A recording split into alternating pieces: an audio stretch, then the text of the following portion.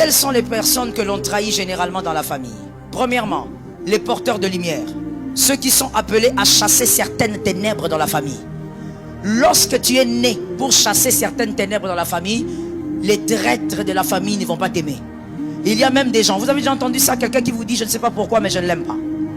Vous avez déjà entendu ça? Il y a des choses comme ça, n'est-ce pas? Et même dans la famille, il y en a. Tu vas demander à cette personne, pourquoi tu n'aimes pas ton cousin? Bon, on a baraté, hein? Kaka.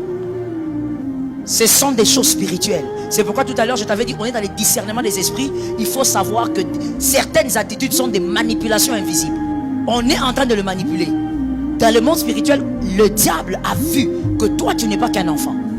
Tu n'es pas que né. Mais tu es venu pour enlever certaines ténèbres dans la lignée. On va te trahir. Si ce n'est pas encore arrivé, c'est que cette parole est prophétique pour toi. Ça va arriver. Impossible que ça ne t'arrive pas si tu es enfant de Dieu. À moins que tu ne sois pas porteur de lumière. On va te trahir. Deuxièmement, je n'ai pas trouvé le mot en français. Excusez-moi, si vous le trouvez en français, vous pourrez nous aider toujours. Les self-made man. Les self-made man, ce sont des personnes qui se fabriquent elles-mêmes. Ceux qui frayent un chemin seuls, sans l'aide des membres de famille. Il y a des hommes et des femmes comme ça. Ce sont des gens qu'on trahit aussi. Les self-made man, ils frayent le chemin eux-mêmes. Ils frappent le roc pour passer. Quelqu'un pour lui donner comme ça $1000, il n'existe pas. Il est dans une famille où les gens sont bien, mais personne ne lui a donné comme ça $300. Lui-même doit se casser la tête et trouver ça. Ces gens-là sont trahis. Candidats à la trahison, parce que ce sont des gens qui dérangent le diable dans une famille. Ce sont des hommes qui n'auront pas besoin de quémander pour aller de l'avant. Vous savez, quand vous n'avez pas besoin de quémander pour aller de l'avant, vous n'allez pas haïr les hommes. Quand quelqu'un évolue, il évolue. Quand il bâtit sa maison, c'est sa maison. Toi, tu sais que tu te bats seul et tu avances. Ton cœur est déjà auto-protégé. Troisièmement, les porteurs de vases. Quand je cite comme ça, ça ne veut pas dire qu'ils sont des gens différents. C'est la même personne qui peut avoir tout ça. Ça ne veut pas dire que ce sont des personnes différentes. C'est le profil d'une seule personne. Elle-même, elle fait tout ça.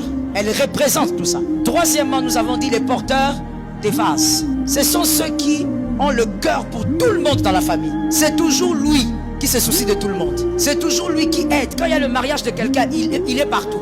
Elle l'aide partout. C'est lui qui va prendre les casiers. Il achète des choses. Lui, il est toujours disponible pour tout le monde. Mais personne pour lui. Les porteurs des vases. Il a le cœur de sa famille. Même quand il prie, il peut pleurer pour sa famille comme s'il était le seul dans la famille. Il va prier, il va pleurer. Tu vas l'entendre prier pour son frère comme si c'était sa propre vie. Il porte les cœurs.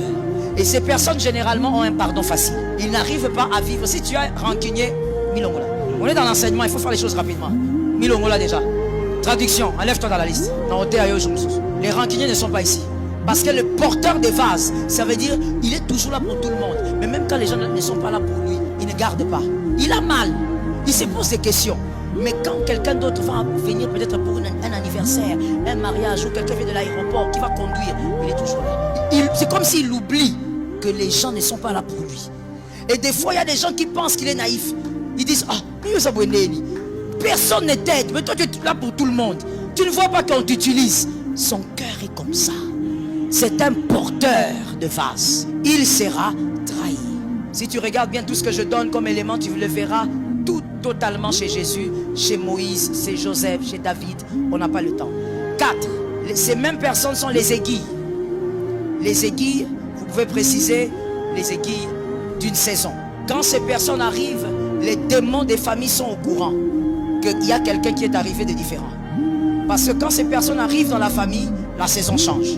Quelque chose seulement change. Même si il n'y a pas beaucoup d'argent qui entre, mais il y aura quelque chose qui va changer. Quelque chose change dans la famille. La saison a bougé. Tu verras la maman dire que quand j'étais enceinte de ces garçons, de cette fille, il y avait telle chose au travail de papa, on ne donne à papa la promotion. Ça veut dire que quand l'enfant là arrive, il y a un changement de saison. Les démons ont vu. Les hommes n'ont pas vu, mais les démons sont au courant. Et quand ils sont au courant, il y aura forcément la trahison. Voilà pourquoi je conseille toujours, conseil gratuit. Mère, lorsque vous êtes enceinte, tenez compte de tout ce qui arrive pendant la grossesse. C'est l'histoire et la destinée de cet enfant. Ne prenez pas ça à la légère, il faut noter, il faut écrire et il faut lui dire à l'âge adulte. C'est attaché à sa destinée. 5e et dernier, ce que je vais appeler dans l'enseignement des exodistes. Les exodistes. ceux qui amènent, c'est qui vont over, qui cross over. Les exodistes, ce sont des hommes et des femmes qui sont appelés à sortir leurs frères de quelque part. Ça veut dire quand on dit tu sors tes frères de quelque part, ce n'est pas en parole. C'est-à-dire que ce qui ne pouvait pas arriver, toi tu le commences. Dès que tu le commences, tous tes frères commencent aussi. Ça tombe sur toi. Ce sont des exodistes. Et donc là, ce sont les démons de condamnation qui constatent que cet enfant ici n'est pas naturel. Il est venu pour arrêter des ténèbres qu'on avait déjà placées. Et donc cet enfant doit être blessé. La trahison crée les blessures. Et le but des démons c'est quoi? Que tu sois beaucoup blessé. Car celui qui est blessé ne peut pas voir sa destinée clairement. Celui qui est blessé ne fera pas du bien aux hommes. Les démons veulent te piéger. Parce que tu es appelé à sortir toute une lignée de quelque chose. Voilà pourquoi je dis ce soir, si c'est toi, mon frère, tu dois prendre ta destinée au sérieux. Si c'est toi, mon frère, tu n'as pas le temps de jouer avec des choses qui gaspillent ton onction. Si c'est toi, il faut que tu accomplisses ta mission là. Les démons là doivent déménager de cette lignée là. Ça tombe sur toi. Si c'est toi, il y a des choses qui doivent s'arrêter.